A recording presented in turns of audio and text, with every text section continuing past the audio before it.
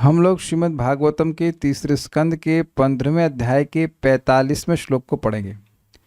हम लोगों ने 44 में ये पढ़ा था कि भगवान के सुंदर रूप को देख करके वह ध्यान करने लगे। तो पहले श्लोक को देख लेते हैं, हमने 44 में क्या सुना था।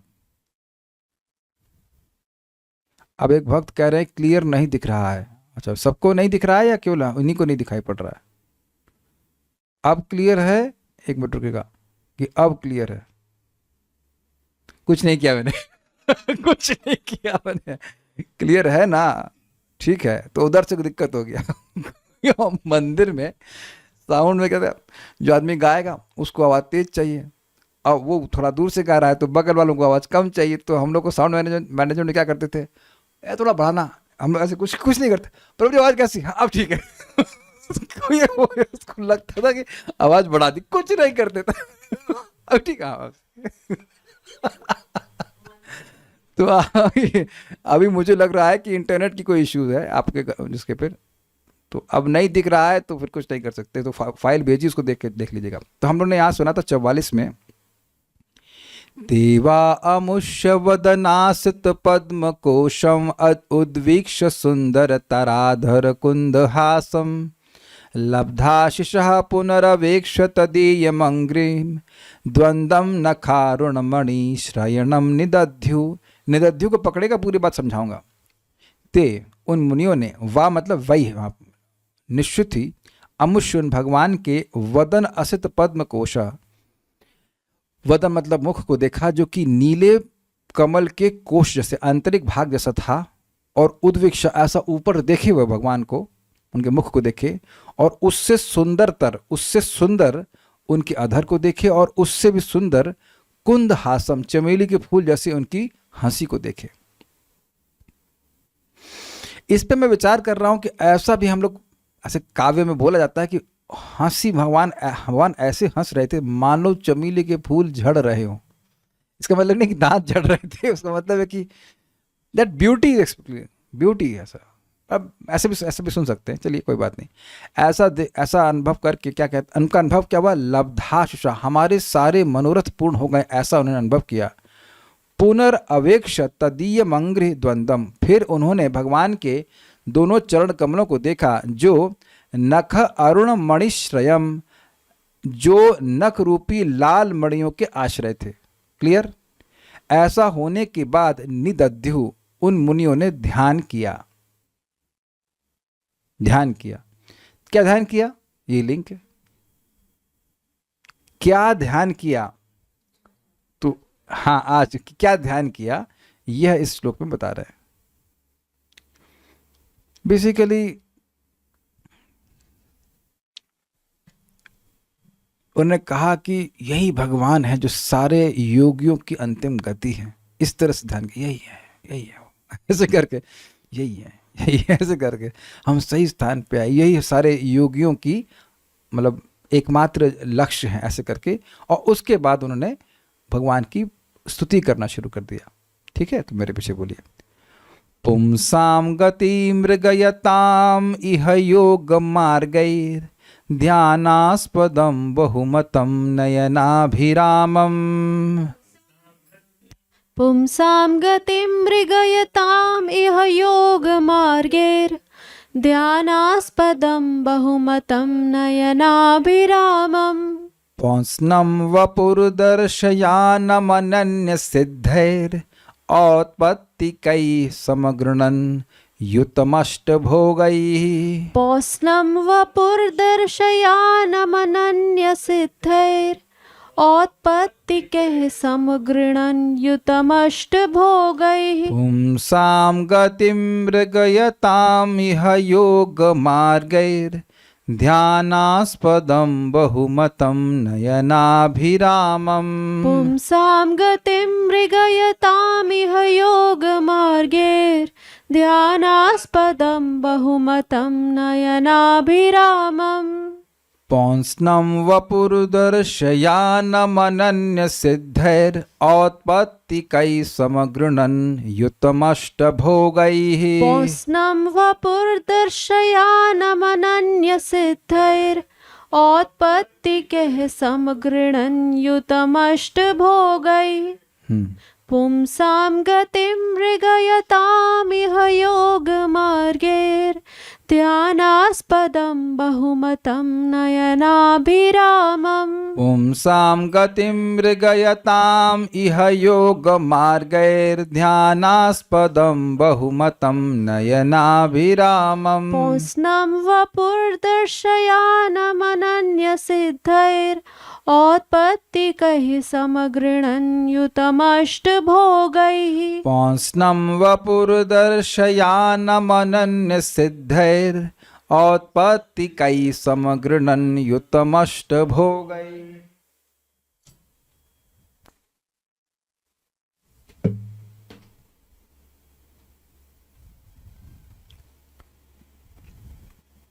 यही भगवान का वह रूप है जिसका ध्यान योग विधि के अनुयायी करते हैं और ध्यान में यह योगियों को मनोहर लगता है। ये कौन सोच रहा है?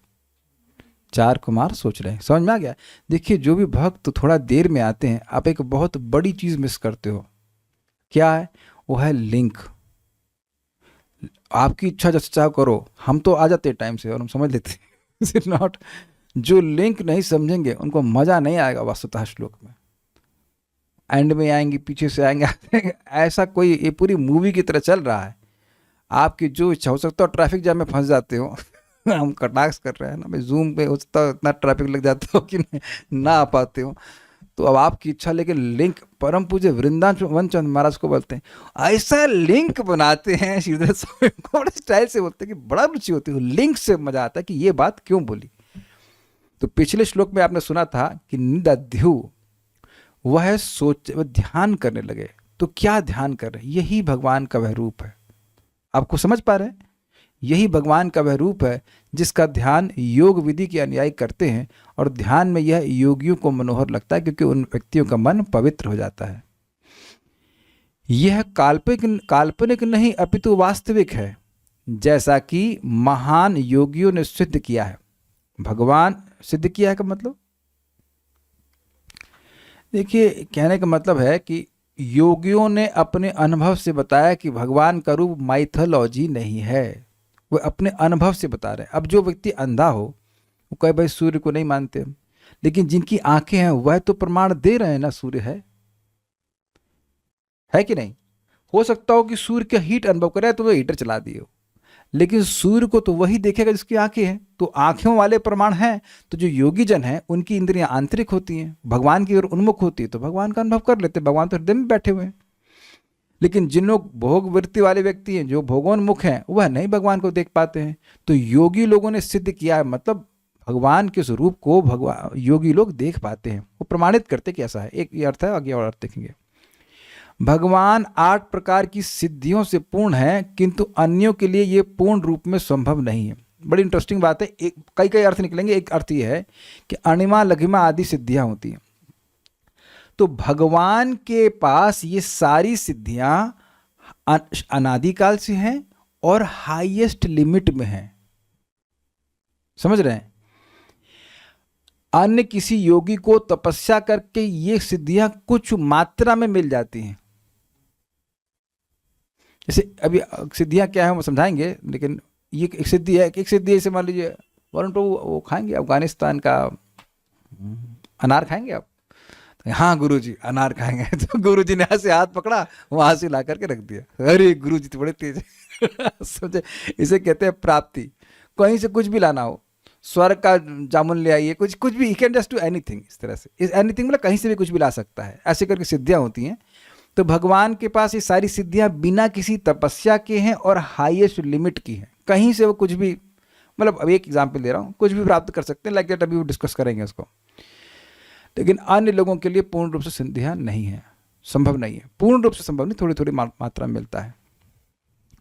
अन्वय देखिए, जब मुनिगण ध्यानस्थ हुए तब वो अब क्या बोल रहे हैं? इह इस जगत में योग मार्गई ही अर्थात अष्टांग योग विधि के द्वारा गतिम मृग्यताम, मोक्ष की गति मतलब मोक्ष की, मृग्यताम अर्थात इच्छा करने वाले, उसको खोजने वाले कि मोक्ष कैसे मिलेगा, पुंसा मनुष्यों के ध्यानास्पदम ध्यान के विषयभूत ध्यान के विषय, जैसे अभी हमारा चर्चा का विषय क्या है? ओके, वेदवाद नहीं, हमारी इस समय की चर्चा का विषय क्या है? हम किस चीज पे चर्चा कर रहे हैं?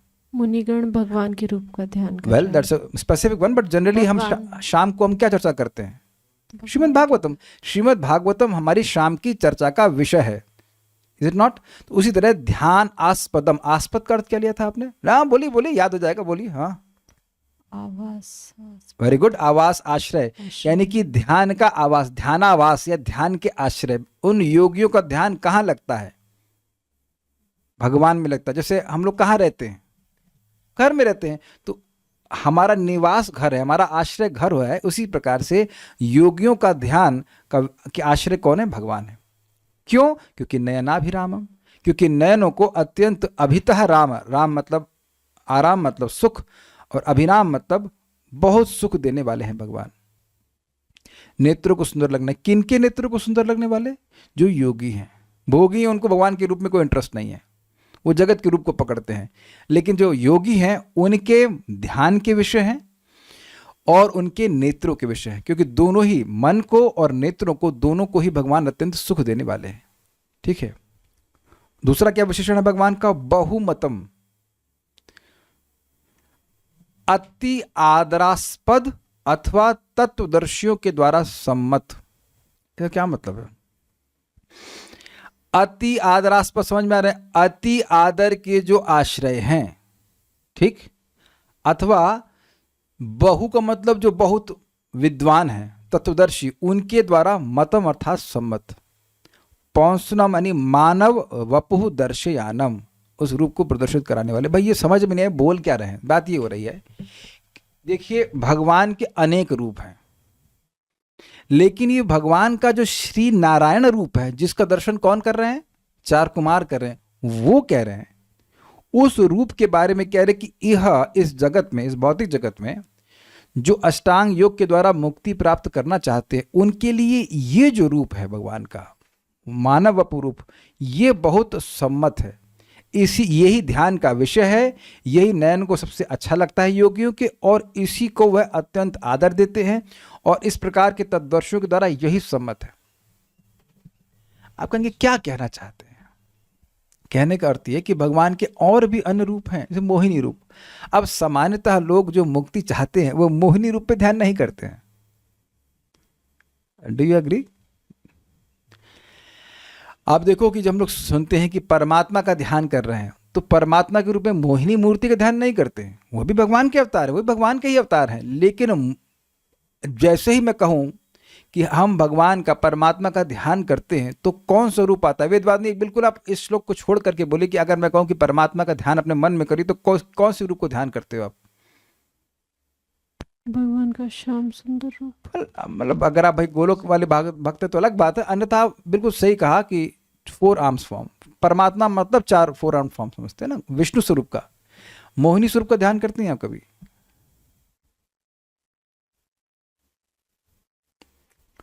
अब एक प्रश्न है, तो क्या वराहदेव राम जी उनके ध्यान के विषय नहीं हो सकते हैं? Ram ji is to form. देखिए शब्द क्या लिखा है, मानव वपुः, तो भगवान श्री राम उसमें नहीं आ गए।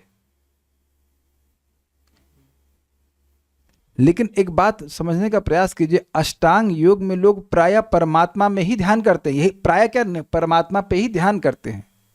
और एक और बात है कि इन 4 कुमारों ने इस समय क्या भगवान का श्री राम के रूप में दर्शन किया है?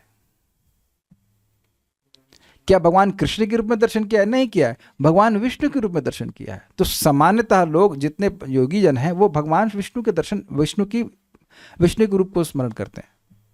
ऐसा नहीं कह रहे कि भगवान राम को नहीं करते, भगवान कृष्ण को नहीं करते हैं, वो तो और मतलब और रस की उत्कृष्टता है वहां पे, लेकिन जनरली यहां बोल रहे हैं। देखिए समझिए, जो अष्टांग योग का साधक है वह भगवान से कोई प्रेम नहीं करना चाहता है, उनसे कोई उनका नित्य सेवा में नहीं जुड़ना चाहता है। इसमें लिखा हुआ है गति अर्थात मोक्ष प्राप्त करना चाहता है। भाई इन लोगों का भी तो ज्ञानी बैकग्राउंड है ना, तो ज्ञानी की तरह सोच रहा है ना कि ये जो भगवान श्री नारायण का रूप है वही सबसे ज्यादा माना जाता है बहुमतम, मतलब जितने भी तत्वदर्शी उनके द्वारा। अब जो भगवान श्री राम के भक्त जैसे हनुमान जी, तो वो कोई अष्टांग योगी हैं, वो तो भगवान के शुद्ध भक्त है ना, उनकी प्रीति तो भगवान राम में सहज रूप से होगी, तो वहां तो दास्य भाव में उनकी सेवा कर रहे हैं, वो अष्टांग योग कर रहे हैं। कभी हनुमान जी अष्टांग योग कर रहे हैं, जरा बताइए, वो तो भगवान की सेवा कर रहे हैं। तो वो भगवान की सेवा करना अलग बात है, लेकिन परमात्मा की आश्रय लेना थोड़ा अंतर है। आप नहीं समझ पाते इस बात को। ब्रह्मेति परमात्मेति भगवान इति शब्द थे, तो भगवान के तो ऐसे तो मोहिनी मूर्ति के भी भक्त हैं, वरादेव के भी भक्त हैं, तो वो लोग तो भक्ति कर रहे हैं, भक्ति योगी की बात नहीं कर रहे हैं यहाँ पे अष्टांग योगियों की बात कर रहे हैं। अच्छा ये बताइए, जिसने प्रश्न किया, मुकुंद सेवनी माता जी, ये बताइए कि अगर आप अष्टांग योगी होती तो किसका ध्यान कर रही होती? सब वीडियो ऑफ करके भाग जाते हैं, ये गलत बात है। जब युद्ध कर रहे हैं तो वीडियो ऑन करके करना चाहिए। अगर आर्ग्यूमेंट कर रहे हैं नहीं, वीडियो ऑन है। अच्छा कैमरे में कैमरे इतनी क्या हो, कितना पहल गया कि भाई कैमरे में नहीं आ रहे। अरे भाई ऑन है, हमको तो दिख क्यों नहीं रहे। एनीवेज, तो खैर चलिए, मेरी अभी आके मेरी योग्य नहीं है आपको देखने के लिए। तो अब मेरा प्रश्न यह है कि दूसरे वक्त ने उनके बिहाफ पे आता उत्तर दे दिया कि परमात्मा का, जैसे ही कहेंगे अष्टा, ओके हाँ ये इनका कल चेहरा दिख रहा है, ठीक है, ओके, लोकलाइज फॉर्म्ड। अब आप समझ रहे हैं। तो अब भगवान श्री नारायण का रूप है और भगवान विष्णु का रूप जो हृदय में, उसमें तो कोई अंतर नहीं है। तो यही कह रहे हैं कि इस मानव रूप को दर्शन कराने वाले भगवान हैं, ऐसे हैं, ऐसे वो सोच रहे हैं। अनन्य सिद्धई, ये ध्यान दीजिएगा, अन्यों के द्वारा असिद्ध अर्थात असाधारण, जो अन्यों के द्वारा सिद्ध ही नहीं हो सकती है। ऐसे रूप, ऐसे औत्पत्ति के मतलब उस शाश्वत रूप से भगवान में उपस्थित। उनकी उत्पत्ति का स्थान कहाँ है? भगवान ही है। जितनी भी सिद्धियां हैं और अष्टभोगे मतलब 8 प्रकार की सिद्धियां हैं, वो कहाँ पे भगवान, कहाँ से प्रकट हो रही है? भगवान से प्रकट हो रही हैं। अनन्य सिद्धई औत्पत्तिकई अष्टभोगई युतम, कहने का मतलब है कि 8 प्रकार की सिद्धियों से, जो कि किसी अन्य के द्वारा सिद्ध नहीं है। भगवान के पास ये सिद्धियां कहाँ से आई? कहीं से नहीं, ना अन्य अनन्य, किसी और से नहीं मिली, अपने आप भगवान से सिद्धि। सब जो 8 प्रकार के भोग हैं, अणिमा भोग मतलब सिद्धियां, 8 प्रकार के जो अणिमा लघिमा आदि सिद्धियां, वो भगवान में अपने आप हैं। उनकी उत्पत्ति स्थान क्या है? भगवान स्वयं है। इस लाइन को फिर से समझाता हूं। मानव रूप को दर्शन कराया उन्होंने, ठीक, और वो रूप कैसा था? अनन्य सिद्धई औत्पत्तिकई अष्टभोगई युतम। अष्टभोग मतलब 8 प्रकार की सिद्धियों से युक्त था। युतम मतलब युक्त था, युक्त है कह लीजिए। और उसकी वो सिद्धियां भगवान को कैसे मिली? तो कह रहे हैं कि अनन्य सिद्ध औत्पत्तिकई, उत्पत्ति से आ रहा है कि नहीं? उत्पत्ति से शब्द आ रहा, औत्पत्तिकई मतलब वो जो भोग हैं, यानी कि वो जो सिद्धियां हैं, वो भगवान को उसको प्राप्त करने के लिए कोई तपस्या नहीं करनी पड़ी, वो अपने आप ही उनके वपु में प्रकट है। पर इसमें कुछ समझने में कोई कठिनाई नहीं है। हम लोगों को लाइट प्राप्त करने, प्रकाश प्राप्त करने के लिए कुछ करना पड़ता है, बल्ब जलाना पड़ता है, बिजली का पेमेंट करना पड़ता है, सूर्य को भी करना पड़ता है। सूर्य नित्य ही तेज में अवस्थित है कि नहीं? है कि नहीं? तो भगवान इसी प्रकार से, इनको कोई तपस्या नहीं करनी पड़ती इन 8 प्रकार के भोगों को, सिद्धियों को प्राप्त करने के लिए। तो ऐसे भगवान वपु को प्रकट करा रहे थे, उनको प्रकट कराने वाले और इन सिद्धियों से युक्त समन्वित भगवान की समगुणन सम्यक रूप से स्तुति करना प्रारंभ किया। तो आप पूछेंगे ध्यान किया कि स्तुति किया? देखिए, ध्यान में वो सोचे कि यही वो रूप है, आहा वही रूप है, उसके बाद स्तुति करना शुरू कर दिया। फ्लो समझ में आ रहा है? भगवान को देखे बड़े आनंदित हुए, उसके बाद आंख बंद करके अरे यही रूप है, यही है, ऐसे करके, और यही रूप इतना सुंदर है कि जो योगियों के मन को, नेत्रों को सुख देने वाला है, ध्यान का विषय है, इत्यादि इत्यादि, ऐसे करके सब अनुभव कर रहे हैं। फिर भगवान की स्तुति करने लगे। तो इसलिए स्पष्ट आ रहा है कि मुनयः ऊचु अगले श्लोक में आ जाएगा।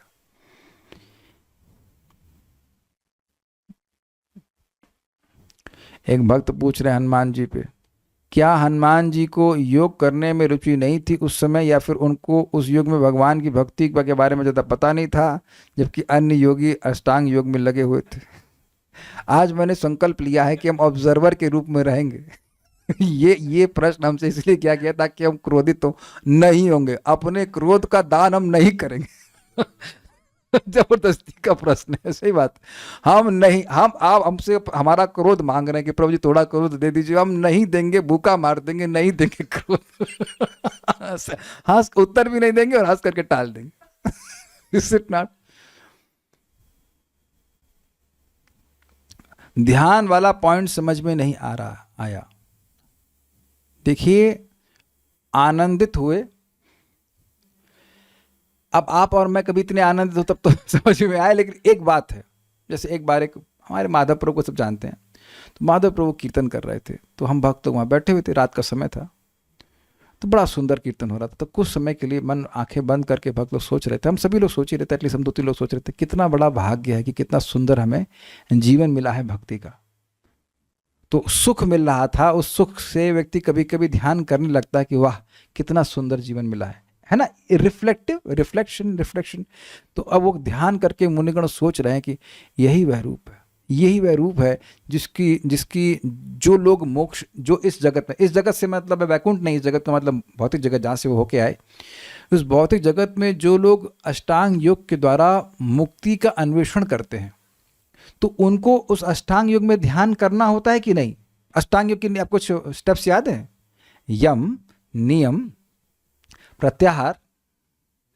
जानबूझ के हम गलत बोले, यम नियम, अत्याहार नहीं, यम नियम, आसन, आसन के बाद प्राणायाम, प्रत्याहार, ध्यान, धारणा और समाधि। तो अब आप बताइए, जब आप ध्यान पे आओगे तो खोजेंगे ना ध्यान का विषय क्या है। अब तो क्लियर समझ में आ रहा है ना? मैं कहूं कि ध्यान लगाओ, और अगर मैं फ्रॉड गुरु हूंगा तो कहूँगा शून्य पे ध्यान लगाओ, और रिजल्ट भी शून्य ही मिलेगा। तो उनको अब जो प्रॉपर अष्टांग योगी हैं, वहां पे आप 6ठे अध्याय गीता में बिल्कुल स्पष्ट भगवान बोलते हैं कि मुझ पर ध्यान करते हैं। समझ रहे हैं बात? सलोनी माता जी, अगर आपको कुछ नहीं समझ में आ रहा है तो अभी आप प्रश्न मत कीजिए कि कुछ समझ में नहीं आ रहा। आपकी भी तो गलती है, बाद में क्यों पैदा हुई आप 3 साल पहले पैदा होना चाहिए था ना हमारे क्लास में। जब हम पूरे गीता पढ़ा दिए, गीता पढ़ा 6ठे अध्याय को समझ लेना क्या होता है। अभी इतना जो बोल रहा हूँ समझ लीजिए। ध्यान मतलब माइंड को फोकस करना। तो किस पे ध्यान करेंगे? मान लीजिए वरुण प्रभु आप एस्पिरेंट अष्टांग योगी हैं, तो यम हो गया, आपका नियम हो गया, आपने आसन भी फिक्स कर लिया, आपने प्राणायाम भी कर लिया, प्रत्याहार भी कर लिया, इंद्रियों को भोग से निवेद कर। अब गुरु जी किस पे ध्यान करना? तो गुरु जी को पता ही नहीं। तो गुरु जी क्या बोलेंगे? अगर मैं प्रॉपर अष्टांग योगी होऊंगा तो मैं बोलूंगा कि भाई भगवान विष्णु पे ध्यान करो। और ये आप आगे और क्लियर समझेंगे। अभी कपिल देव भगवान विष्णु पे ध्यान की प्रक्रिया को बता रहे हैं, ठीक है? तो इसलिए कह रहे हैं ध्यानास्पदम। अब क्लियर हो गया किसका ध्यान करूं, मैं अपने ध्यान को कहां रखूं, मेरे ध्यान का आश्रय क्या है। अगर कोई योगी पूछेगा तो कौन है? यही रूप है जो हम देख रहे हैं, ये बोल रहे हैं। इससे बहुत बड़ी बात सिद्ध हो गई, बहुत बड़ी बात, कि जो भी गुरु आजकल जो घूम रहे हैं, गुरु घंटाल, जो कह रहे हैं कि भाई किसी का भी ध्यान कर लो। अरे किसी का ध्यान तो हम पहले से कर रहे हैं आखिर। ये बताइए, किसी ना किसी का ध्यान तो आदमी कर ही रहा है, तो आप क्या सिखा रहे हैं? या एक हमको हंसी आ रही है, एक माता जी दिख रहे हैं, उनके पति को हम कई बार बोलेंगे, उनको पूछे और 3 घंटे ध्यान करते थे। किसका? आधे घंटे हनुमान जी का, आधे घंटे राम जी का, आधे घंटे इसका। हमने कहा ये क्या मॉल में जा रहे हो आप? नॉट। अरे ध्यान एक विषय का करते हैं ना। ये तो 3 घंटे आप बैठे रहे, कुछ ना कुछ तो मन में आता ही रहेगा। तो ध्यानास्पदम बड़ी जबरदस्त बात है। एक एक शब्द विचार कीजिए। ध्यानास्पदम मतलब ध्यान के आश्रय। कहने का अर्थ है कि भगवान के अलावा कहीं ध्यान कोई लगाएगा तो उसका लगने वाला भी नहीं है।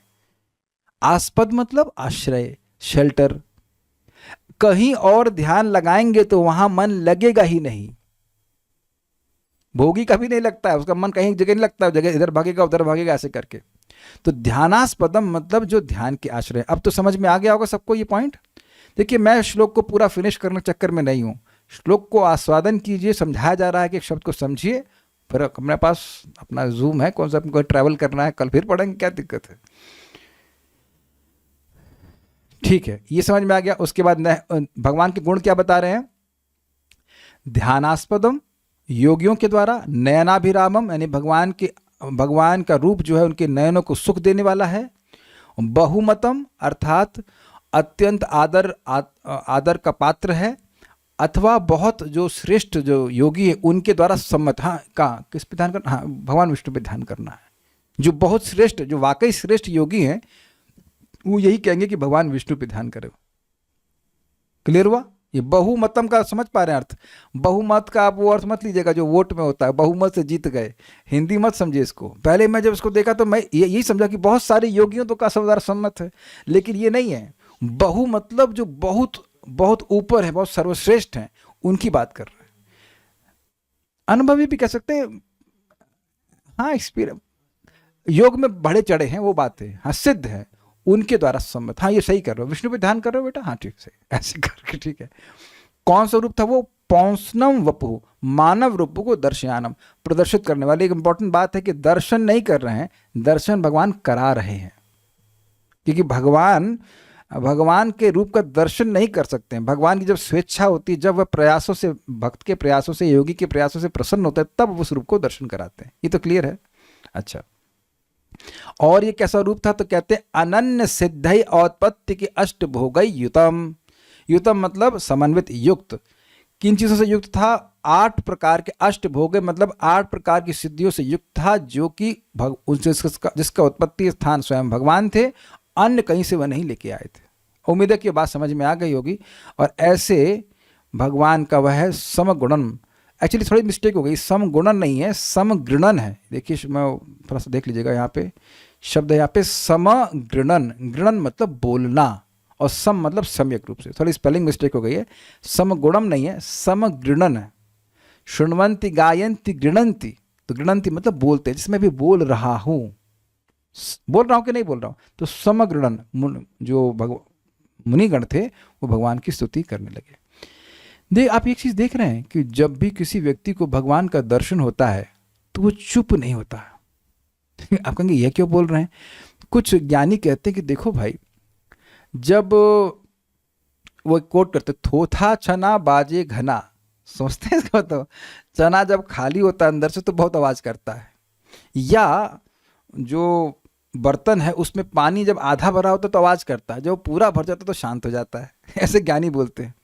तो उनके हिसाब से कहते हैं कि जो प्रवचन आदि वही लोग करते हैं जो मतलब कमजोर हैं, अभी निम्न है। जब इसको ज्ञान हो जाता है तो वो एकदम मौन शांत हो जाता है। ये बेवकूफ़ी की बात है, ये भी शास्त्र से बिल्कुल सम्मत नहीं है। यहाँ श्रीमद् भागवत में हम देख रहे हैं कि कई बार आप देखेंगे, एक नहीं कई बार देखेंगे, कि जब मुनिगणों ने भगवान को देखा, ब्रह्मा जी ने भगवान को देखा था ना, भगवान को तीसरे स्कंद में सुन चुके हैं, और दूसरे स्कंद में भी देखे थे। तो जैसे ही भगवान को देखते हैं तो वहाँ वह भगवान की स्तुति करने लगते हैं। जैसे ही भगवान के गुणों का अनुभव होता है, ऐसा सुख मिलता है कि एक एक गुण को बोलने लगते हैं। जैसे सिंपल सी बात सोचिए, कोई आप भूखे हैं और कोई बहुत बढ़िया प्रसाद दिया, तो खाने के बाद नहीं, खाते खाते ही आप गुणगान करना शुरू करते हैं, अरे यार बड़ा अच्छा बनाया, बड़ा अच्छा बनाया, ये कितना टेस्टी है ये। अच्छा, ये उदाहरण किसी को संगत ना लग रहा हो तो बताइए, कभी कुछ मिला अच्छा खाने के लिए? ये सब लोग सूखा खा रहे हैं। तो अगर या तो बहुत अच्छा मिलता है रोज तो इसलिए गुणगान नहीं करते, और नहीं तो नहीं तो या तो बिल्कुल अच्छा नहीं मिलता तो गुणगान का ऑप्शन है कि बीच में कहीं है कि बड़ा अच्छा प्रसाद मिला तो उसी समय गुणगान करना चाहिए, भाई वाह वाह वाह, ऐसा करते हैं। नहीं, मैं उद्धव जी और विदुर जी की बात नहीं कर रहा हूं, मैं कह रहा हूं कि जब भगवान का दर्शन होता है तो वो चुप नहीं बैठते हैं। जैसे कि लोग कहते हैं ना कि भगवान का दर्शन जिसको हो गया, जिसको अनुभव हो, चुप हो जाएगा, ऐसा कुछ भी नहीं है। इसका मतलब उससे कोई अनुभव नहीं हुआ। वस्तुतः अगर आप वास्तविक साधु हैं तो आप ज्यादा बोलेंगे, ये क्या, ये भी अपने मन से बोल रहे हैं प्रभु जी आप? नहीं, जीवंती सन मुखरितम भवदीय वार्ताम। जो मुखर संत हैं, मुखर मतलब जो बहुत बोलता है, उनसे भगवान की बात को जो सुनता है वो भगवान को जीत लेता है। तो कहेंगे मुखर क्यों? साधु जन फालतू बात नहीं करते हैं। फालतू बात करने से क्या मिलेगा? लेकिन भगवान की बात बोलने से बहुत बड़ा लाभ है। इससे पहले कि कोई भूल जाए, हमको बताते कि लाभ क्या है। केवल भगवान की बात बोलने से ही मृत्यु बाहर चली जाती है। जैसे उद्धव प्रभु चप्पल लेके तो नहीं आए ना, यहाँ पे चप्पल बाहर छोड़ दी, बिल्कुल बिल्कुल प्रसाद में छोड़ दी। ऐसे ही जैसे भगवान की कथा सुनते हैं वैसे मृत्यु दूर चली जाती है। सत्य बात है, प्रमाण है 2:3:17 भागवत। आयुर्हरत इत्यादि, ये कितना बड़ा लाभ है। तो साधुजन जो मिल, इतने बढ़िया बात है। अब सुन लीजिए, यहाँ बोल रहे हैं शृण्वन्ति गायन्ति गृणन्ति। शृण्वन्ति मतलब कोई सुनाने वाला होगा तो सुन लेंगे, कोई सुनने वाला होगा तो गायन्ति बोलेंगे, और अगर कोई सुनने बोलने वाला नहीं होगा तो खुद ही बोलते रहेंगे, क्योंकि लाभ है। हरे कृष्णा कृष्णा कृष्णा हरे हरे, हरे राम राम राम हरे हरे। अच्छा,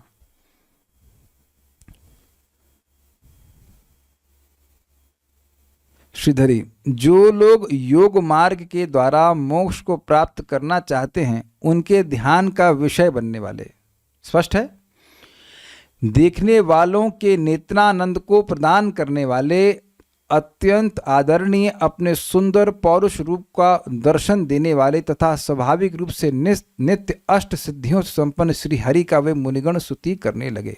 नोट, अब सिद्धियां क्या है थोड़ा समझिए। ये 11वें स्कंद से श्लोक है। भगवान स्वयं बताया कि 8 प्रकार की सिद्धियां क्या होती हैं। 8 प्रधान योग सिद्धियों में 3 सिद्धियां जिनसे मनुष्य अपने शरीर को रूपांतरित कर सकता है वो हैं अणिमा, मतलब छोटे से छोटा बनना, मतलब दरवाजे का वो जो की होल होता है उससे भी पास हो जाना, उससे भी छोटा बन जाना। भगवान के पास ये सिद्धि है, वेदवाद नहीं। बताइए, भगवान के पास ये सिद्धि है छोटे से छोटा बनने की? कौन, कैसे मालूम कि भगवान के पास है? अंगुष्ठ मात्र, ओके। मत्स्य अवतार तो बड़ा, वो तो बड़ा हुआ है ना, छोटा छोटे से बड़ा हुआ है, छोटे से छोटा था ना वो, छोटे से बड़ा हुआ है ना वो। वेरी गुड उद्धव प्रभु, परमात्मा के रूप में भगवान है, जीवात्मा के अंदर घुसे पड़े हैं, ठीक है कि नहीं? ओके। अंडांतरस्त परमाणु चयांतरस्तम गोविंदमादि पुरुषम तमहम भजामि। आप लोगों को भी तो भगवान का स्मरण होना चाहिए ना, इसलिए मैं प्रश्न करता हूं। अणिमा तो समझ में आ गया। अब कोई भी योगी परमात्मा तो नहीं बना है ना, छोटा हो सकता नहीं, परमात्मा तो नहीं बन सकता वो। Got it. महिमा मतलब बड़े से बड़ा होना, तो अब आपका वो आ गया मत्स्य अवतार, छोटे रूप में यार फैलते गए फैलते गए फैलते गए, इतना विस्तार हो गया। और फिर सबसे बड़े एग्जाम्पल कौन है बड़े से बड़ा होने में? वामन देव ना। और अपने को बाहर फैलाओ थोड़ा। वेरी गुड रुक्मणी माता जी। महाविष्णु, महाविष्णु से बड़ा तो कोई नहीं है ना साइज में। वो इतने बड़े कि उनके साइज समझ में भी नहीं आता है ना, लाइक उनके ब्रह्मांड, उनके रूप में। तो ऐसा कौन सा योगी है भाई? मैं जानबूझ करके बोला, विराट रूप भी छोटा है बट महाविष्णु से बड़ा कुछ भी नहीं है। क्लियर हुआ कि नहीं? ओके। मैं ये समझाना चाहता हूँ कि ये योगियों, ये सिद्धि योगियों को मिलती है, लेकिन इतना नहीं मिलती है कि भगवान के बराबर हो जाए। जैसे देखा होगा वो असुर लोग सब, वो क्या था उसका नाम था, भीम के बेटे का नाम क्या था? घटोत्कच। एकदम कभी बड़ा हो जाएगा, हा हा हा करेगा, फिर छोटा हो जाएगा, लेकिन ऐसा नहीं कि वो उसके शरीर से ब्रह्मांड बाहर निकलने लग जाएंगे। इतना बड़ा नहीं हो सकता है।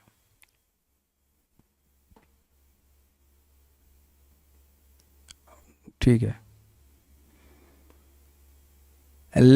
एक भक्त पूछते हैं कि क्या शुद्ध भक्तों के पास भी अष्ट सिद्धि होती? अच्छा प्रश्न। नारद जी ने कहे कि भगवान की भक्ति जब कर रहे थे तो पहले उनको भगवान का ज्ञान प्राप्त हुआ, फिर अष्ट सिद्धियां प्राप्त हुई और फिर भगवान का प्रेम प्राप्त हुआ, लेकिन भक्त लोग उसमें इंटरेस्टेड नहीं होते हैं सिद्धियों को दिखाने में। बट अगर जरूरत पड़ती तो कभी दिखा देते हैं, but they not interested in that. पढ़ लीजिए, फिर बहुत बात डिफ्लेक्ट हो जाएगी। ठीक है। हाँ, अगर आप कह सकते हैं हाँ मिल जाती है, बट वो they not interested in that.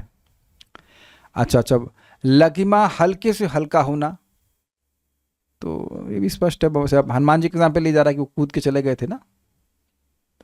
कुछ योगी होते हैं सूर्य की किरणों से ऊपर चढ़ जाते हैं, ऐसे करके। प्राप्ति सिद्धि द्वारा मन वांछित वस्तु प्राप्त की जा सकती है। जैसे भी मैंने आपको खिलाया था ना वरुण, तो कैसा लगा आपको वो पोमोग्रेनेट अफगानिस्तान का? तो कुछ गुरुजी लोग ऐसे होते हैं, अब पोमोग्रेनेट क्या लेके आएंगे, वो अपने हाथ से राख उत्पन्न कर देते हैं। तो और गुरुजी भगवान है, गुरुजी भगवान ऐसा लोग सोचते हैं। लेकिन सिद्धियां इस प्रकार की होती। और प्राकाम्य सिद्धि द्वारा मनुष्य को उसकी भोग्य वस्तु का अनुभव इस लोक या अगले लोक में होता है। ईशिता सिद्धि से मनुष्य माया की उपशक्तियों को पा सकता है, जो माया की सब एनर्जीज हैं। और वशिता सिद्धि से मनुष्य तीनों गुणों से आबाद बन जाता है, मतलब गुणों जो प्रभाव डालते हैं उसके वो जीत जाता है। अब जो भी डिटेल हमने डिटेल पढ़ानी आपको बता दे रहा हूं। जिसने कामावसायिता सिद्धि प्राप्त की होती है वह वहीं कहीं से कोई भी वस्तु सर्वोच्च सीमा तक पा सकता है। हे उद्धव, ये 8 योग सिद्धियां प्राकृतिक रूप से विद्यमान होती हैं और इस जगत में अद्वितीय हैं। श्रीमद् भागवत 11:15-4-5। अभी इसलिए दिया गया कि अगर आपकी और रुचि है तो आप भागवत पढ़ लीजिएगा। हमने एक आपको आइडिया दे दिया कि सब सिद्धियां हैं इस प्रकार की, और भी होती हैं लेकिन ये मुख्य सिद्धियां होती हैं।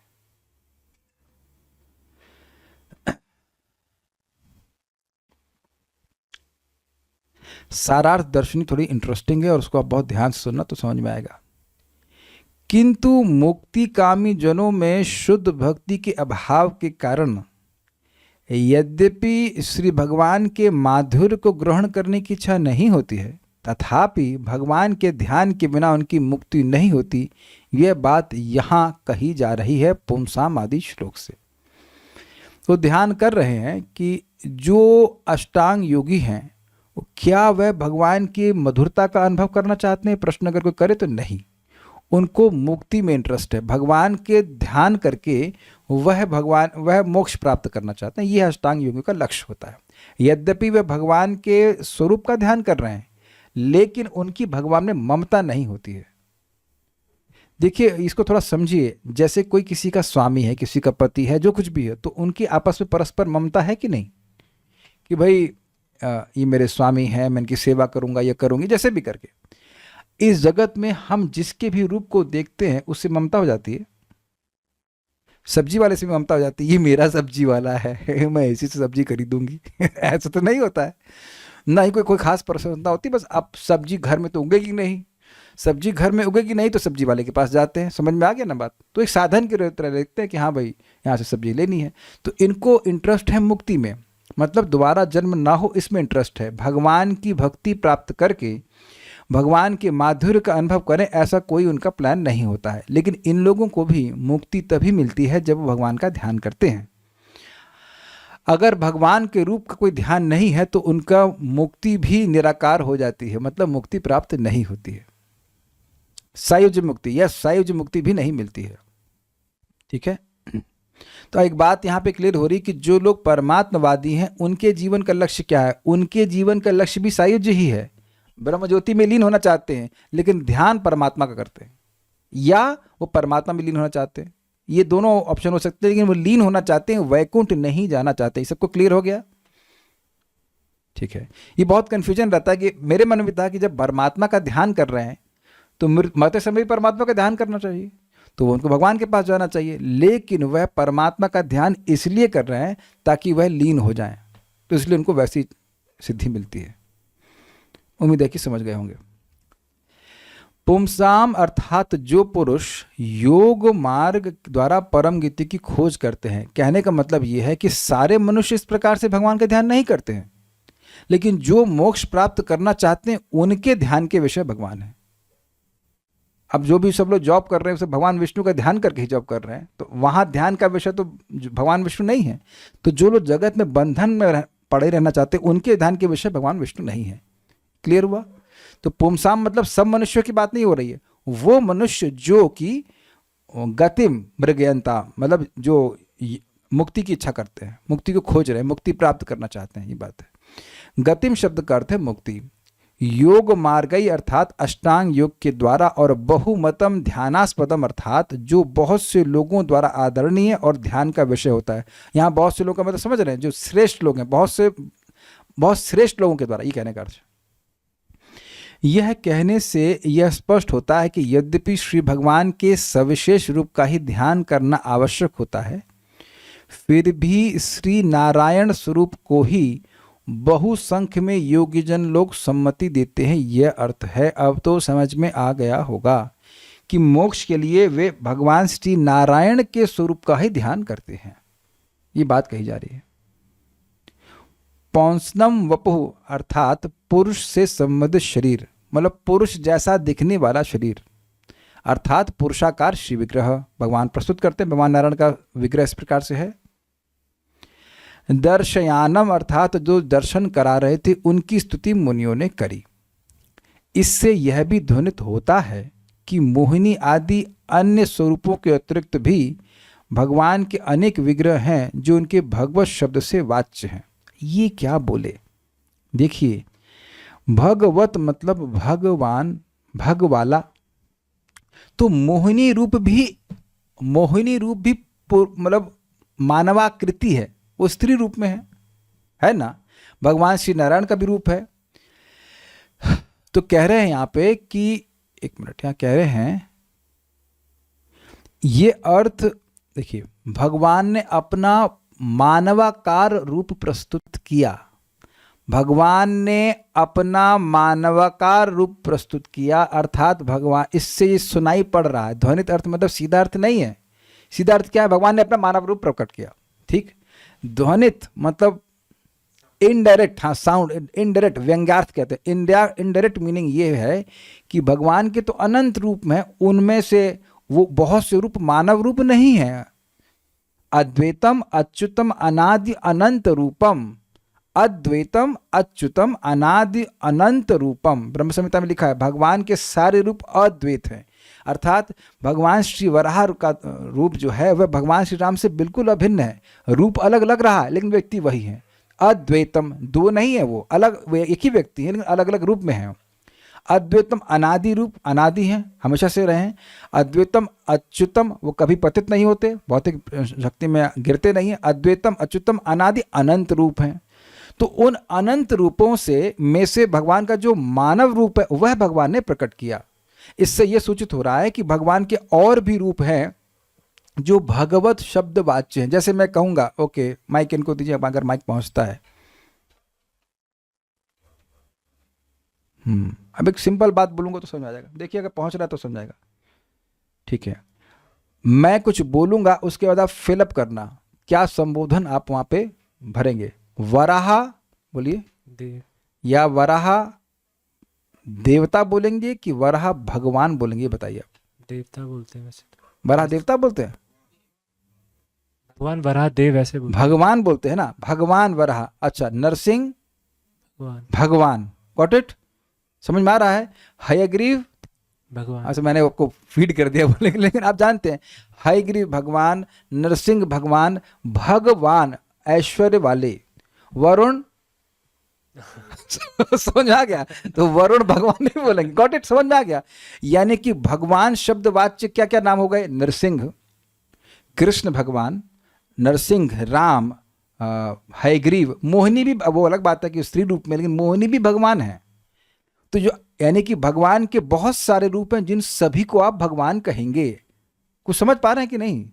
हयग्रीव भगवान प्रकट, अरे भगवान प्रकट हो गए। हंसावतार आ गए तो भगवान प्रकट हो गए। तो उन सभी को भगवान कहेंगे, लेकिन वो सारे मानव रूप नहीं है। भगवान के अनेक रूप हैं, लेकिन वो उन सभी को भगवान कहा जाएगा, वो सब भगवत शब्द वाच्य हैं। लेकिन भगवान ने अपने मानव वपु को प्रकट किया। जैसे कि अर्जुन ने कहा था सौम्य वपु दिखाइए, तो भगवान ने अनेक अनेक रूप दिखाए थे, लेकिन अपने मानव रूप को दिखाया। पहले चतुर्भुज रूप दिखाया था, और वहां आचार्यों ने बताया कि चतुर्भुज रूप भी मानव रूप है और द्विभुज रूप भी मानव रूप है।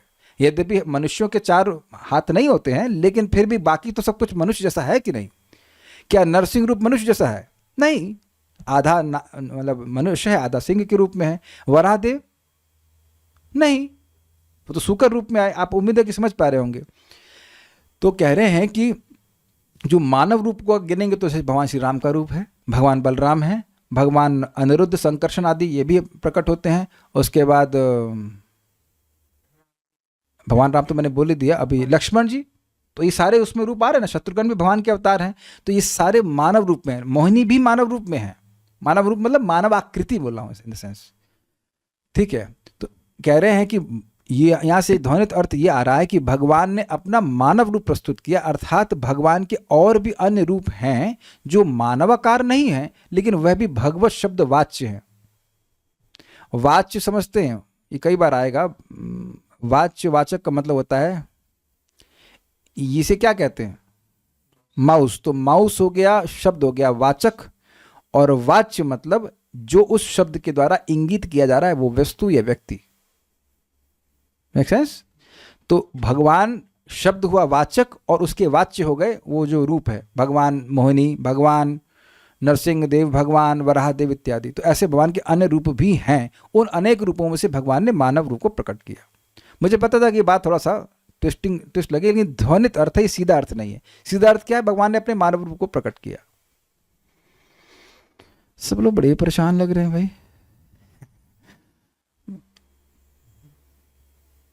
देखिए, एक भक्त हैं, हम जबरदस्ती प्रश्न कह रहे हैं भगवान का हंसावतार कब प्रकट हुआ। अरे भाई कुछ रुको भी तो। नहीं नहीं, क्रोध नहीं देना, क्रोध का डोनेशन नहीं देना है। दे देना था, दे प्रश्न किए जा रहे हैं। अरे सुन लो, सारी बात आज ही आप समझ लोगे भाई, कोई प्रश्न मत कीजिए। ये देखिए, ये क्लास रिकॉर्ड हो रही है और इस क्लास का फ्लो नहीं टूटना चाहिए। जो मान लीजिए कभी रिकॉर्डिंग सुनेगा तो इस फर्जी प्रश्नों को सुनेगा, वो कहेगा ये क्या, किस व्यक्ति ने प्रश्न, कर्ज करेगा, वो कहेगा फालतू प्रश्न करने वाले कौन थे। हंस अवतार 11वें स्कंद में, अभी 11वां स्कंद पढ़ाना शुरू कर दूंगा। सुन लीजिए, कुछ बातें सुन लीजिए, जो टॉपिक नहीं समझ में आ रहा उसको पूछिए, ये अब जो शब्द समझ में नहीं आ रहा उसको मत पूछिए, क्योंकि अभी समझ भी नहीं पाएंगे। These classes are specifically only not only the devotees present here, केवल आप लोगों के लिए नहीं है, आप लोगों के लिए भी है और अन्य जो आगे सुनेंगे कोई उन लोगों के लिए भी है। तो कथा का तो फ्लो मत तोड़िए। पॉइंट पर वापस आ रहे हैं। ध्वनित अर्थ समझ में आ गया? क्या समझ में आया? चलिए आप लीजिए माइक, बताइए ध्वनित अर्थ क्या है। ये पौंसनम वपु कहने से ध्वनित अर्थ क्या प्रकट हो रहा है, क्या चीज ध्वनित हो रही है? पौंसनम वपु दर्शयानम, इसका क्या मतलब हुआ? नहीं समझ में आया तो फिर हाँ क्यों बोला? क्लास खत्म करवाने के लिए। पौंसनम वपु दर्शयानम का मतलब है कि भगवान ने अपना मानव रूप प्रस्तुत कराया। ये हो गया शाब्दिक अर्थ। ध्वनित अर्थ क्या है? ध्वनित अर्थ यह है कि भगवान के अनेक अनेक रूप हैं, उसमें कुछ मानव रूप भी हैं, नरसिंह रूप है, वराह रूप है, उसमें से भगवान ने मानव रूप प्रस्तुत कराया और उसी मानव वपु पे, उस मानवाकार रूप पर योगी जन जो मुक्ति की इच्छा करते वो ध्यान करते हैं, वही उनका सम्मत रूप है। ये बात है। अनन्य सिद्धि, अर्थात अनन्य का अर्थ है कि जो दूसरों के द्वारा नहीं बल्कि स्वयं के द्वारा सिद्ध होते हैं, अर्थात जो अपने स्वरूप जनित भोगों से युक्त हैं। मतलब भगवान के जो भी भोग हैं, जो भी ऐश्वर्य हैं, वह अन्यों के द्वारा दिए नहीं गए हैं। अन्य के द्वारा दिए नहीं गए हैं तो अन्य के द्वारा छीने भी नहीं जा सकते। जैसे हमें अगर कोई मान ले कि हमारे पास बुद्धि है, हमारे पास धन है, हमारे पास रूप है, अगर कुछ मान ले थोड़ा अंश, तो क्योंकि वह दिया गया है इसलिए छीना भी जा सकता है। समझ में आ रहा है बात? छीना जा सकता नहीं, छीना जाएगा। इन केस कोई सोच रहे कि नहीं छीना ही जाएगा कि कुछ समय के लिए दिया गया है। ये तो समझ में आ रहा है ना बात? देवताओं को भी दिया गया है और छीना जाएगा। अब सुनेंगे आगे कि अगले मनमंत्र में बलि महाराज इंद्र बनेंगे, तो ऐसा शास्त्रों में वर्णन है कि इंद्र अपना पद नहीं त्यागेंगे, तो भगवान वामन देव आकर के हट जबरदस्ती हटा करके बलि महाराज को इंद्र बना देंगे। तो देवता अगर अपना पद नहीं भी छोड़ना चाहे तब भी उसे छुड़वा लिया जाता है। तो आपने कई जगह अन्य भी सुना है। तो भगवान का रूप कब नष्ट होगा? वेदवादी जल्दी जल्दी बताइए फटाफट। 6 प्रश्न करूंगा, बता माइक में बताओ। भगवान का रूप कब नष्ट होने वाला? अरे बुड्ढे तो होंगे भगवान कभी नहीं। भगवान को कभी वो खून की कमी होने वाली है कुछ? यानी कमजोरी आने वाली हो? भगवान पिदाई शिफा खाना जा रहे हैं। अच्छा ठीक है। और क्या भगवान का ज्ञान कभी लुप्त होने वाला है?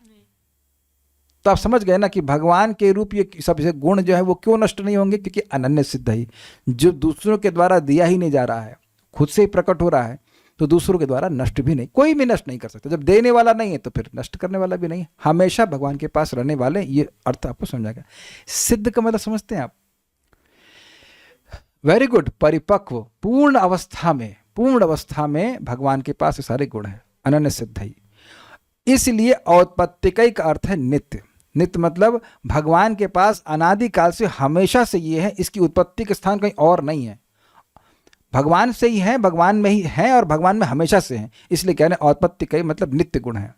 और अष्टभोगई का अर्थ देखिए, बड़ा जबरदस्त है भाई। अष्टभोगई का अर्थ है अष्टविध भोगों द्वारा, अर्थात अप्राकृतिक शब्द, स्पर्श, रूप, रस, गंध, कृपा, कर्म और ऐश्वर्य रूप भोगों के द्वारा। पूरा पढ़ूंगा फिर समझाता हूं। यहाँ विभिन्न भक्तों द्वारा भक्ति में अनुभव किए जाने वाले और आनंदित होने योग्य भोगों के संदर्भ में कहा गया है। कहने का मतलब है, इससे पहले आपने सुना था कि भोग मतलब सिद्धि, लेकिन कह रहे हैं कि वो तो मटीरियल है। अच्छा, भगवान अगर छोटे से छोटा हो जाते तो आपको क्या करना? उससे कुछ होता है क्या? भगवान की सिद्धियों से 4 कुमार आकर्षित हुए थे? मेरा प्रश्न का उत्तर दीजिए आप। क्या भगवान की जो 8 प्रकार की सिद्धियां, छोटे से छोटा हो जाना, बड़े से बड़ा हो जाना, उससे तो आकर्षित नहीं हुए? तो किससे आकर्षित हुए थे? शब्द, रूप, रस आदि से आकर्षित हुए थे ना। कृपा से आकर्षित हुए थे कि हमने अपराध किया और हम पर मुस्कुरा रहे हैं। This is amazing. लीला से आकर्षित होते हैं। आप ये बताओ कि क्या भगवान छोटे से छोटे हो जाते तो आप उससे आकर्षित हो रहे हो? बड़ा सुंदर अर्थ लिया है कि भगवान के जो गुण आकर्षित करने वाले हैं भक्तों को, वो ये सब नहीं है जो सिद्धियां हैं, ये तो लौकिक है, ये भौतिक है भगवान के पास हैं ये भी, लेकिन ये भौतिक है। तो कह रहे हैं भोग मतलब भक्तों ने, 4 कुमारों ने देखा कि भगवान नित्य ही इन 8 प्रकार से भोगों, 8 प्रकार के भोगों से युक्त हैं। मतलब ऐसे सुंदर शब्द से युक्त हैं जिसका आस्वादन भक्त अपनी भक्ति से करते हैं। ऐसे सुंदर स्पर्श से युक्त हैं जिसका आस्वादन भक्त अपनी भक्ति से करते हैं। रूप, रस, गंध सभी से युक्त हैं। ऐसे सुंदर दिव्य रूप, रस, गंध से युक्त हैं। कृपा से युक्त हैं। कर्म अर्थात लीलाओं से युक्त हैं और ऐश्वर्य से युक्त हैं, जो कि वही है श्री इत्यादि। तो वह भक्तों के आस्वादनी होता है। इस अर्थ में कह रहे भक्तों के संदर्भ में ऐसे भोगों से युक्त भगवान को देखा। भाई पढ़ना तो पड़ेगा ही, अगर आप उसको चाहते हो कि वैसे समझ में आए जैसे मैं समझा रहा हूँ, क्योंकि मुझे पता है जब मैं बोल रहा हूँ तब भी माइंड कहीं इधर उधर जा ही रहा होगा।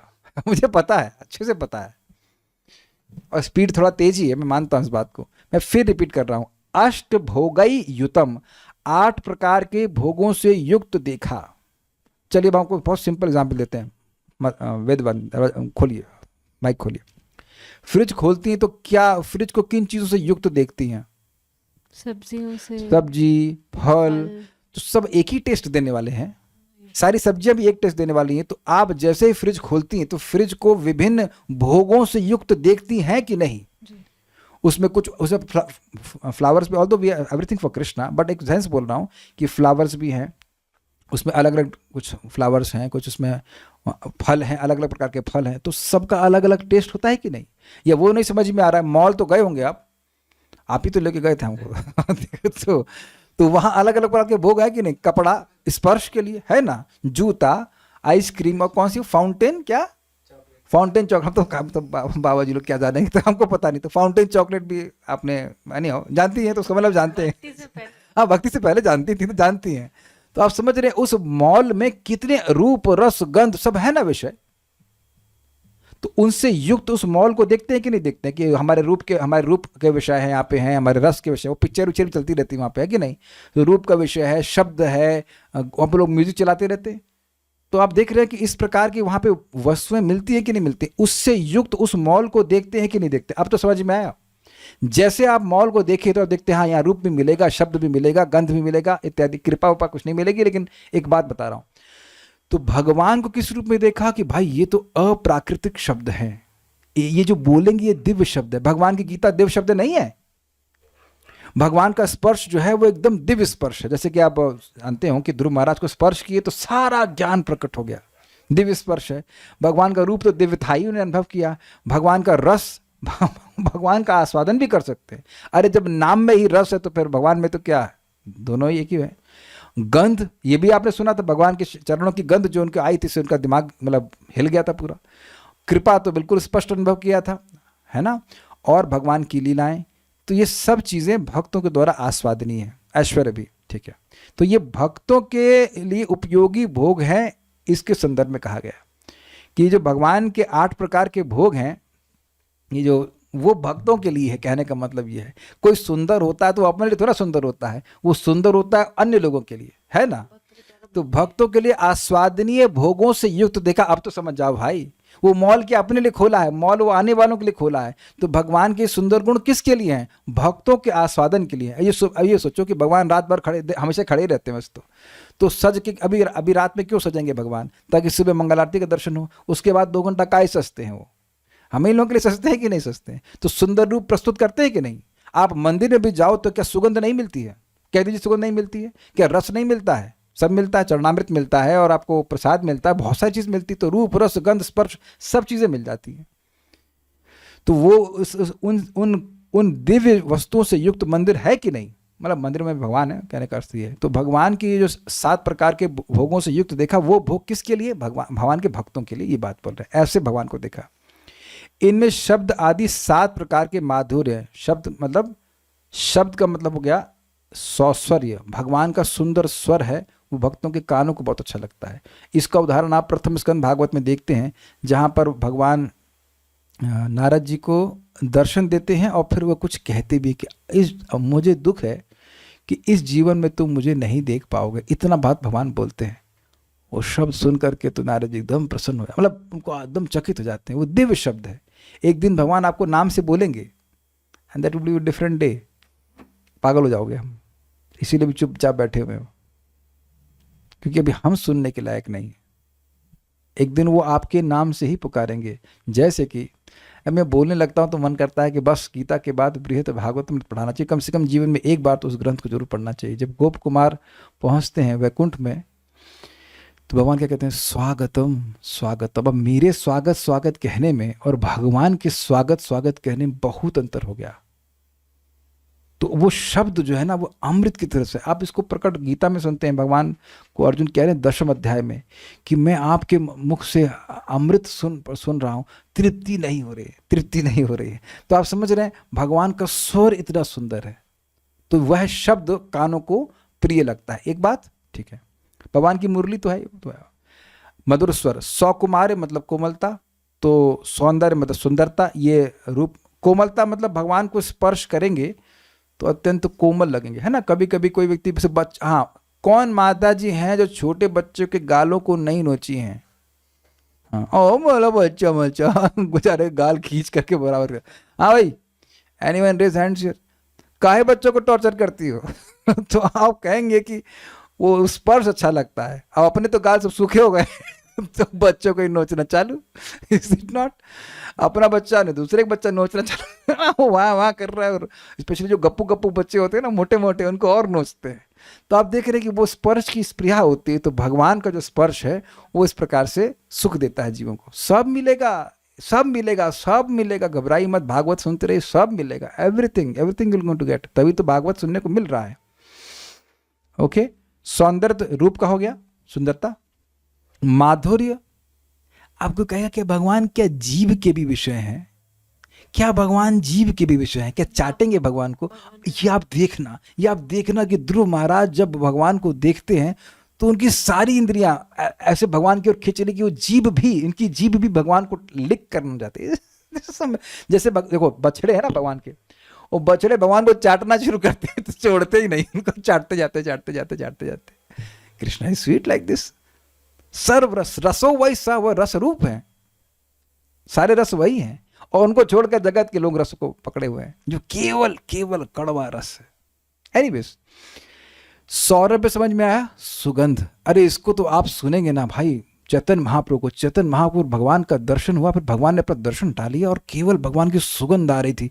और उस सुगंध को सूंघ करके महाप्रभु पागल हुए जा, पागल, पागल मीन्स पागल हो जा रहे हैं, बिल्कुल पागल हो जा रहे हैं। पूरा चैप्टर उसके ऊपर है। और वात्सल्य, देखिए वात्सल्य तो स्वयं 4 कुमारों ने अनुभव किया कि देखो वो भगवान आए और इतना मुस्कुरा रहे हैं। कृष्णम प्रसाद सुमुखम, अंदर से भी प्रसन्न है, बाहर से भी प्रसन्न है। तो दिखा रहा है कि भगवान कृपा ही कर रहे हैं। वो आश्चर्यचकित है, भाई ये क्या है? हम तो अपराध किए, इनके सेवकों को शाप दिए और हम पर कृपा कर रहे हैं। और वो अनुभव कर रहे हैं कि भगवान दयालु है, अंदर से भी प्रसन्न है, कोई छल छिद्र नहीं कर रहे हैं भगवान। अब ये सब छोटे छोटे पॉइंट बोल रहा हूँ। और लीला मतलब कर्म, तो भगवान की लीलाएं तो आकर्षित करती हैं भक्तों के मन को। इन शब्दों के द्वारा वाच्य 7 प्रकार के माधुर्य भक्तों की प्रेमाकार 6 इंद्रियों के द्वारा भोग्य है। भाई ये क्या बोल दिया? देखिए हुआ ये, एक है विषयाकार इंद्रियां जो विषयों को ग्रहण करती है इस जगत के, ठीक है। दूसरी इंद्रियां हैं ब्रह्माकार इंद्रियां जो ब्रह्म, निर्विशेष ब्रह्म की अनुभूति करती हैं। तो विषयाकार इंद्रियां ब्रह्म का अनुभव नहीं कर सकती, ब्रह्माकार इंद्रियां विषय का अनुभव नहीं कर सकती। क्लियर? अब प्रेमाकार इंद्रियां मतलब जो प्रेम से युक्त हैं वह भगवान के रूप, रस, गंध आदि को पकड़ने के लिए होती है। उनकी लीला की मधुरता को, उनके स्वर की मधुरता को, उनके सौकुमार की मधुरता को वही इंद्रियां पकड़ सकती हैं जो कि इस प्रकार से प्रेम से युक्त हों। इसको भगवान ने गीता में कहा, सुखम आत्यंतिकम यत्तद बुद्धि ग्राह्यम अति इंद्रियम। तो जो एकांतिक सुख है जिसमें कचरा नहीं मिला हुआ है, वो सुख का अनुभव दिव्य इंद्रियों से किया जाता है। तो ये जो भगवान के जो गुण बताए जा रहे हैं 7 गुण, ये भगवान के भक्तों के प्रेमाकार इंद्रियों से अनुभव होता है। ध्यान दीजिएगा, अभी 8वां गुण छूट गया है भगवान के ऐश्वर्य का। ये भगवान की माधुर्य की बात है। माधुरता का अनुभव करने के लिए प्रेम की आवश्यकता है, ये बात बोल रहे हैं। अब देखो ना, उस बच्चे को कहते उल्लू लुलू करते हैं, बच्चे को तो प्रेम उबड़ रहा होता है ना, कितना प्यारा बच्चा है, कितना प्यारा बच्चा। ये नहीं कहते कितना महान बच्चा है, ऐसे नहीं बोलते, कितना प्यारा बच्चा। जब प्रेम उमड़ता है तो भगवान के रूप रस गंध आदि का व्यक्ति अनुभव कर पाता है। समझा पाया? तो ये 7। अब 8वां क्या है जरा देखिए। और 8वां भग शब्द वाच्य, भगवान में भग आता है ना, जो 6 ऐश्वर्य है उन्हें भक्त, मुमुक्षु अर्थात मुक्ति की इच्छा रखने वाले और मुक्त जन अपनी शक्ति के अनुसार अनुभव करते हैं, यह ज्ञेय है। मतलब जो प्रेम को प्राप्त कर गए वह तो इन 7 का अनुभव करते हैं, लीला का, मधुरता का, स्वर की मधुरता का, लीला की मधुरता का, रूप की मधुरता का। लेकिन अब और भी भक्त हैं जो भी प्रेम का अवस्था को नहीं प्राप्त हुए हैं, तो उनकी भक्ति इतनी नहीं बढ़ी। तो जितनी भक्ति बढ़ी है उतना वो भगवान के ऐश्वर्य का अनुभव करते हैं कि भगवान कितने महान हैं। आप देखो ना, अब माता यशोदा को देख लीजिए, तो भगवान की महानता पे विचार नहीं कर रही हैं, वही भगवान का रूप रस गंध उसको अनुभव करती हैं। लेकिन जो अन्य भक्त हैं, जो कह सकते हैं वैधि मार्ग में हैं, वो भगवान के ऐश्वर्य का अनुभव करते हैं, उससे भी आकर्षित होते हैं। लेकिन भगवान का वास्तविक ऐश्वर्य उनका माधुर्य है। भगवत्ता का सार जो है वो माधुरता है, ये बात है। कोई व्यक्ति महान हो लेकिन उसमें कुछ मधुरता नहीं हो तो कैसे रहेंगे उसके संग? भाई बहुत शक्तिशाली है, सब कुछ है, लेकिन वो बहुत सुंदर मतलब सुंदर रूप रस गंध वाला होना चाहिए, तब उससे रहने में मजा आएगा। तो अब ये सब बड़ी बड़ी बातें हैं, लेकिन बेसिकली बात है कि भगवत्ता का सार है माधुर्य। तो माधुर्य का अनुभव प्रेम से किया जाता है, ठीक है। और ऐश्वर्य का अनुभव भी भक्ति से किया जाता है, लेकिन उसमें प्रेम उतना नहीं रहेगा, ये वाली बात है। जैसे आप देखो ना कि अर्जुन ने जब भगवान के ऐश्वर्य को देखा 11वें अध्याय भगवद गीता में, तो प्रेम शिथिल होगा कि नहीं हो गया? तो प्रेम जब बढ़ा रहेगा तो व्यक्ति भगवान की मधुरता का अनुभव करता है। तो यहाँ कह रहे हैं कि जो भग शब्द वाच्य, भग मतलब ऐश्वर्य होता है, तो जो 8वां भग था, भोग था, उसको कह रहे हैं ऐश्वर्य, वो उन लोगों के द्वारा अनुभव होता है जो भक्त हैं, जो मुक्ति की इच्छा रखने वाले हैं, या जो मुक्त हो गए हैं, लेकिन जितनी जितनी अपने मार्ग में प्रगति की उसके अनुसार वे भगवान के ऐश्वर्य का अनुभव करते हैं। हाँ, मुझे पता, सब लोग हाँ हाँ हाँ कर रहे हैं। अब उम्मीद है कि कुछ समझ में आ गया होगा। जिसकी भक्ति बढ़ी हुई है उतना भाई जिसका भक्ति प्रेम की अवस्था को प्राप्त है तो वो तो भगवान की मधुरता का अनुभव करेगा। लेकिन जो व्यक्ति भगवान की भक्ति में आगे बढ़ा है लेकिन उतना नहीं बढ़ा कि प्रेम प्रकट हुआ, तो भगवान के ऐश्वर्य का अनुभव करेगा, भगवान कितने बड़े हैं, कितने महान है, इत्यादि इत्यादि। जैसे द्वारका जन और गोपी जन। अभी द्वारका के लोगों को मत बोलिए, द्वारका का भी प्रेम है, द्वारका के लोग भी प्रेमी हैं, इसलिए मैं जानबूझ कर द्वारका के बारे में नहीं बोल रहा हूँ। लेकिन बात है कि ऐश्वर्य का अनुभव करते हैं। देखिए, ऐसा नहीं कि वैकुंठ के पार्षदों का प्रेम नहीं है, ऐसा नहीं कि नारद जी का प्रेम नहीं है। नारद जी यद्यपि वैकुंठ के पार्षद हैं, लेकिन इसका मतलब यह नहीं कि उनका प्रेम नहीं है। इसलिए मैं वो सब नहीं बोल रहा हूँ, बस मैं बोल रहा हूँ कि भक्त में अब पूरी तरह से प्रेमावस्था को नहीं प्राप्त हुआ, इसलिए भगवान के केवल ऐश्वर्य का अनुभव करता है, मधुरता का उतना अनुभव नहीं करता।